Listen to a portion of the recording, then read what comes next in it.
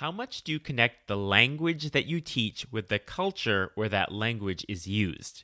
Today, Rabbi Daniel Atwood, a Hebrew teacher in Chicago, joins me to explore this idea in depth. We look at how he teaches a language that is deeply connected to a faith tradition and how he brings that to life in his classroom. So let's jump in. Are you a language teacher looking for some reassurance that what you're doing in the classroom is on the right track? Or maybe you're looking for some ways to teach even more effectively. If you're one or the other or somewhere in between, you've landed in the right place. This is the World Language Classroom Podcast with your host, me, Joshua Cabral. You're about to get tips, tools, and resources so that your students continue to rise in proficiency and communicate with confidence. Let's jump in. Vamos, allons-y. Hello, my friends. Bonjour, mes amis. Hola, mis amigos. Welcome to the World Language Classroom Podcast. I am Joshua Cabral, and I have to start by saying thank you so much because one of those things that makes you an incredible educator is that you are listening to a podcast about language teaching. I mean, who does that? You do that because you're awesome. So thank you so much for that. And today, I am joined by, and I'm going to refer to him as the title that I think he has earned. He is Rabbi Daniel Atwood.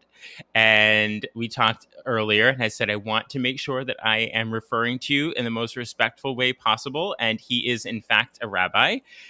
Although, in addition to that, he is a fourth grade teacher at a Jewish day school in Chicago. And so he's been teaching fourth grade. I don't know if it's been fourth grade for 4 years, but he's been teaching for about 4 years, fourth grade. I like that little connection there. Prior to that, he was in politics in New York. So he can maybe talk a little bit about that. But I'm really interested to learn more about his journey in being a Hebrew teacher. We're going to talk about things about how you are looking at Jewish studies as well as Hebrew, how those go together, where they separated, and, teaching a language that is so steeped in a faith as well.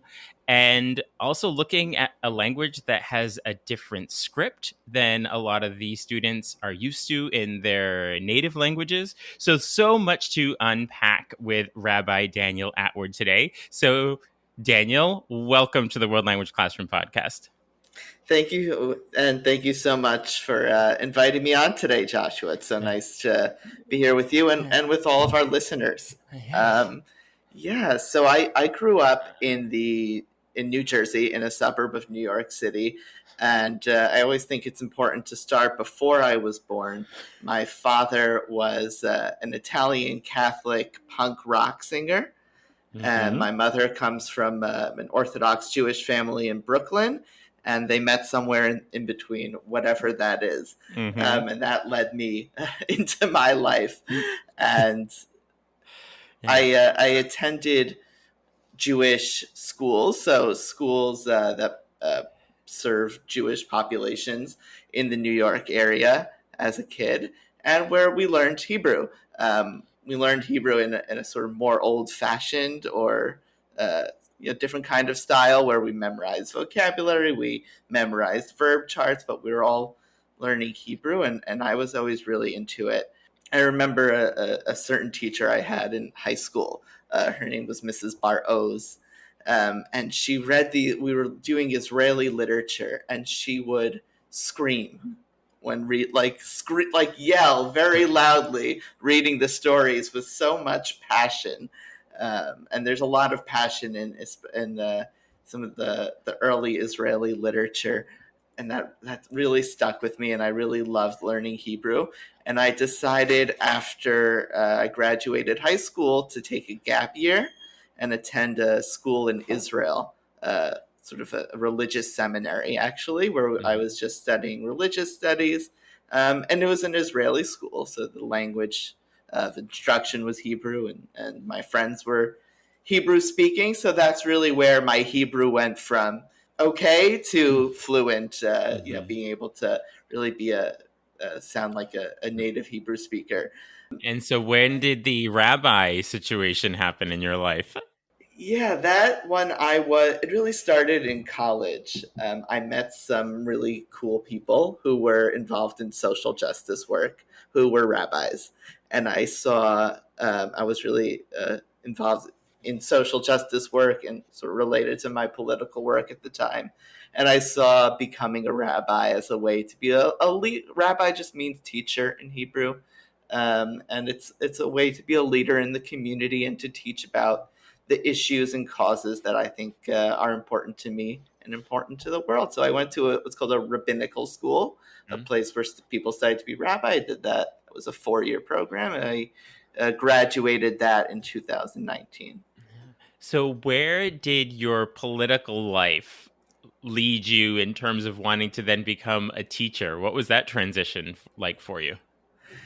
Yeah, it's actually even though it seems very different, the reason I was into politics was because of the issues. There were, and I don't want to get political, so I won't Mhm. name any people or whatever that I worked for, but there were certain issues that were really important to me, and would stand in New York City at subway stations with flyers and talk to people about um, issues in our community. So even though I wasn't teaching in a classroom, I was teaching a lot of people. A lot of people are not always so informed about political issues, and they're real things that are real people were facing. So it's about connecting with people and teaching. So there actually is a bridge there, And you so know. you teach in what we refer to as a Jewish day school. And could Yeah. you tell us what that means to teach in that Yeah. sort of community? So it's a private school that anybody could attend, but it primarily serves I'd say 90% either people who identify as Jewish, who have Jewish parents, or one Jewish parent. And every child in this school, starting in kindergarten, really, first grade, is learning Hebrew, is learning about Judaism. Our school celebrates the Jewish holidays. And there's a number of these schools throughout the country. And it's a non denominational school. So there are some schools that teach us very specific type of Judaism. That's Mhm. not the type of school I teach at, though. So let's jump into some specifics Yeah. about being a Hebrew teacher. And I love the fact that you're a fourth grade teacher. So, in your school, at what age do the students start learning Hebrew? So students first start with Hebrew. They're exposed to it starting in junior kindergarten. Hmm. They learn their names, they see it around them. And then the informal instruction starts in first grade. And that's a big part of what we do is the Hebrew environment. So Hebrew is all over the school. It's all over their world when they're at school. So they Hmm. obviously have their regular English classes where they're Hmm. learning English, math, and science. But it's really important to us on the Hebrew faculty, and part of what we do is making sure there's signs in the hallway, because I think something that's unique is that everyone in our school is learning Hebrew. It's not that you have a choice of like I do when I went to high school, I had a choice of a number of languages. Hmm. Everyone's learning Hebrew. So we put signs, even on the bathroom, that says Sherutim, which means bathroom in Hebrew, Hmm. or in the lunchroom, mayim, which means water, which is where the water is. And we make sure, those of us on the Hebrew faculty, even though we speak English, I'm a native English speaker, and so are some of the other teachers, that we speak to each other in Hebrew, at least in public, Hmm. to have that Hebrew environment, Hebrew atmosphere, so that the kids just walking through the school or anyone coming to visit from the second they walk in will realize that this is a place where Hebrew is important. And so your Hebrew faculty teachers obviously are Hebrew speakers. And I'm assuming that there's a sizable number of the actual, well, not the actual teaching faculty, but the additional teaching faculty who are versed in some Hebrew as well. And maybe I could be totally wrong and correct me on this, but I'm also thinking that the majority, if not all, are also identifying as Jewish. In terms of the general faculty, there Mhm. are a lot of Jewish people, but not I don't know, like 50-50, like not entirely.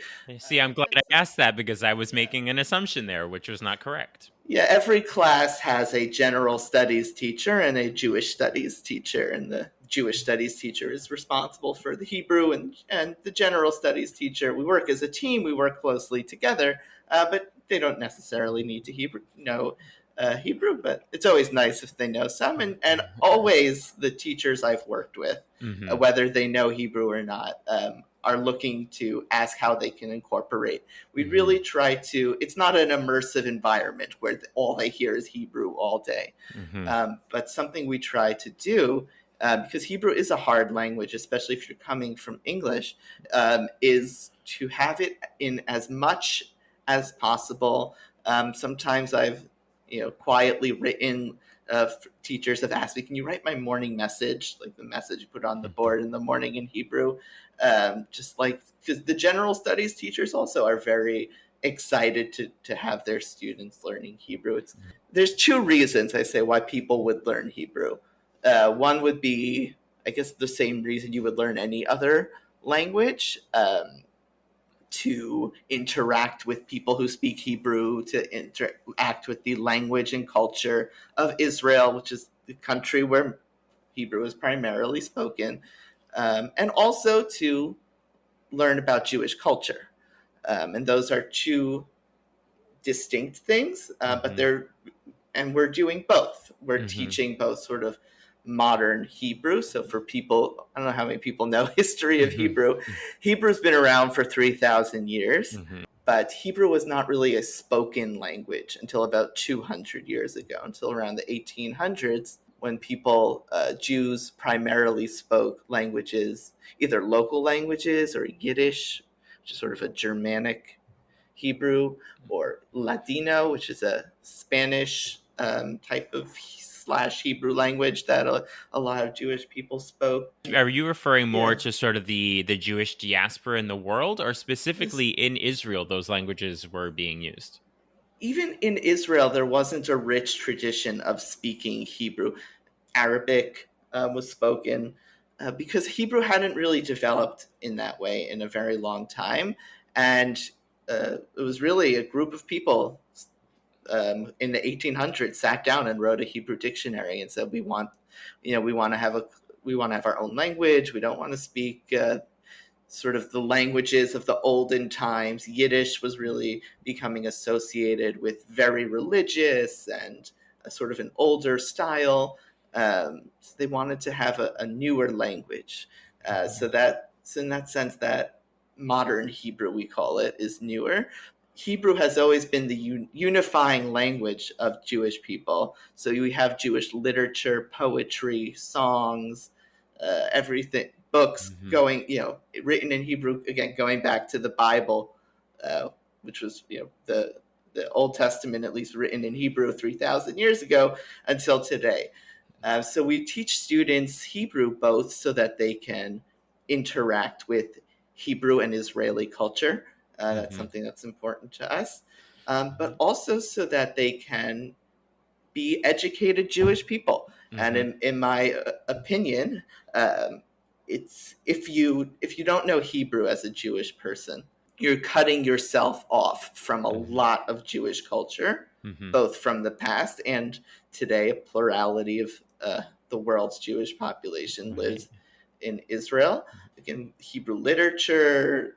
Like I'm a rabbi. You could not become a rabbi if you can't read Hebrew. It wouldn't be possible. The texts you have to study, the things you need to know, you would just be too cut off from it. So we want our students to be able to have that connection to Jewish culture. So we're teaching both a foreign language in the way that maybe one would teach Spanish or French or any other foreign language, and also teaching a cultural language.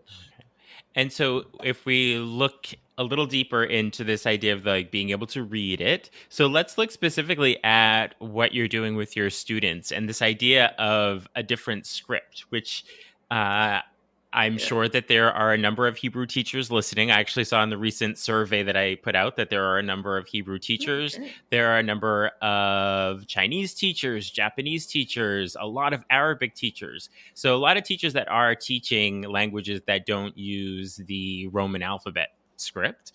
So, talk to us a bit about what that process is like with students. And being you're teaching fourth grade, and you said that they are exposed beginning in first grade. So they're not necessarily seeing it for the first time with you, I'm guessing, but how do you help hone those skills with even the literacy with reading from right to left, and the infamous lack of vowels in Hebrew and all of that. So how do you navigate all that with your students? Yeah, and you picked up on a couple of challenging things for native English speakers. Hebrew only has consonants, and vowels are a series of either lines or dots that people put over under words. It can be frustrating for students sometimes. So they start formal instruction in first grade. And first, second grade, I think everyone's pretty much on the same level. They're learning the letters and the alphabet. And then third, fourth grade is when we really start to move into literacy and reading things in Hebrew. And that's where things get a little bit more challenging. You have to be, as a teacher, very patient and go slow and really make sure that kids know that they can do this and you believe in them. And it's really because a lot of them will see Hebrew and they get very scared. They're like, oh my gosh, all these letters and things that I don't know, like it's so scary. And I'm like, actually, remember you learned this. Like, let's go slow and sit down. You can do this. And it's a little different because in Hebrew, at least, uh, right, in English, they're learning to read sight words. You can't do Mm-hmm. sight reading in Hebrew because there's no vowels. You have to read it each letter at a time. So it's a different way. So you have to sit down with them in small group, and we do a lot of movement, making letters or words with your arms and your body, and making shapes, or doing games. We're writing things on whiteboards to get that kinesthetic aspect. I think adds a lot to getting it into their young brains, the Mm-hmm. different letters and reading. How long does it take them to really get used to reading in the opposite direction of English? What's that process like for them? Because I know that in their first, second, third grade classes, they're so focused on this is how you do the words, and you start at the left, and then you're telling them to do the exact opposite of that. So what's that like? It's definitely confusing, and all the time I'm like wrong side because they're starting on the left. Hebrew materials are printed in such a way so that it opens from the right. So Hmm. we try to as much as that scaffolded as possible, and they get the hang of it. That's why it's so important that it be part of their daily routine, not just in the 50, 60-minute class that they have, but in the environment, because it is a different language, and that we want them to see Hebrew Hmm. like as much as possible. We don't use translation. We don't use transliteration. Hmm. Using English letters. That's not helpful for that. Hmm. And just having it everywhere. I know we're coming off summer break now, and I always tell parents anything you can to just have them look at Hebrew over the summer. Hmm. I know it's going to be so helpful for them coming into next year when they're so Hmm. they can pick up their studies. Yeah, I'd like to just dive a little more into that idea of finding places for them to see it and what that actually looks like in your classroom.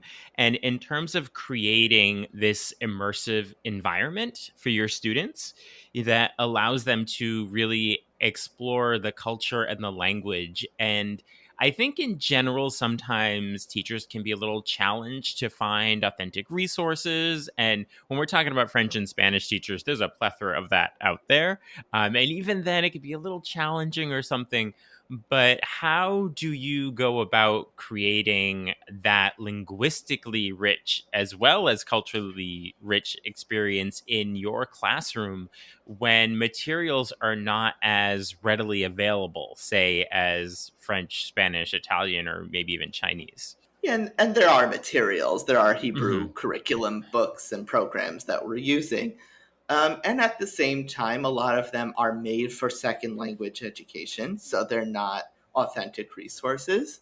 So finding those is something that is important. Finding, I try to look for either short stories or poems that are appropriate language wise. I always play Hebrew music, um, pop music, even like student asked me once, I bet there's no like rap music in Hebrew. I was like, oh, are you wrong? Mm-hmm. There's a lot out there. So finding music, and even if they don't understand every word, they're hearing the sounds, they're seeing the seeing how it's pronounced, how people are speaking it. Mm-hmm. So finding those resources is important, and it's something that's still a work in progress. Mm-hmm. Definitely, the whole world of CI, of comprehensible input, and using those strategies in the classroom. I think Hebrew is coming along. It didn't Mm-hmm. exist when I was learning Mm-hmm. in school, and there's still a lot of teachers I think don't implement those strategies. Something I try to do is use is bring that in a little bit more of, because at the end of the day, language is language. Yeah, and to look at sort of that's the more linguistic side of it. Yeah. But if we look at the more cultural side of bringing this into your classroom, and as you mentioned to me earlier, that you teach Hebrew and Jewish studies, and they're sort Mm. of conflated. And what I'd be really interested to hear a little more about is you had told me that your school is Right. non-denominational. Yes, it's Jewish, but not any particular Jewish denomination. So as you're bringing in so many of the historical facts and it's so closely related to Judaism, how do you do that in a way that is culturally sensitive? Like you can't avoid the religious conversations, yet you're in a non-denominational space. So how do you navigate that? And we're actually not avoiding religious Hmm. conversations. What we're doing is putting options on the table. That's how I see it. Presenting, here's a few different ways of life that exists as a Jewish citizen of the world. And they see that both through what we learn, and through the models of the people around them, the different types of teachers that they have. So, one example of the culture. So, the Rosh Hashanah, which is the Jewish New Year, is coming up in about a month. That's usually the first lesson of the year, Hmm. because Jewish calendar moves a little bit, but only by a couple weeks. So it's usually in September. Sometimes at the beginning of September, sometimes later in September, which is always interesting for starting school. Like one of the lesson I do around Rosh Hashanah is about greetings in Hebrew, and how to greet people grammatically appropriate ways, but also to we write each other greeting cards, and focusing, I say, that are unique to each person. So how to say not just have a happy new year, but in a way that the new year in Judaism is it's a lot of prayers, and it's a lot of hoping for whatever the things I'm hoping for in the upcoming year. And you can say, if God is your thing, you can say I'm asking God for success in those things. And if not your thing, I'm just hoping for success in those things. So we do write each other different cards, hoping, wishing each other success, which is a great like beginning of the year school activity. It's, you get to know what are your hopes and dreams, what are you hoping for, what are your friends hoping for, and connects to Rosh Hashanah. So that's a great, like, we're doing Hebrew, we're doing a little Jewish culture. Hebrew and Israeli culture does exist separate from Judaism. And at the same Hmm. time, they're so in my mind, they're so Yeah. intertwined that I don't know how Yeah. that works, but Yeah, absolutely. So, I'd be interested to know where you find some of your inspiration from, any recommendations you might have for teachers where you've sort of found your sweet spot for learning. Yeah, so well, the World Language Classroom podcast has really been important for me. No, I've seriously though, I've been the world of CI, of comprehensible input and podcast, Mm, Common Ground. That book, I purchased that on your recommendation. So because I've yeah. really been trying to bring those strategies to Hebrew education. Not to say that Mhm, no one has done it before, and I don't want to disparage anyone, but it's mhm, we have a lot of teachers who's been doing this a long time, and Hebrew has mhm. sort of been in its own world a little bit. So trying to draw on things that I see in general second language education world and bring that into Hebrew.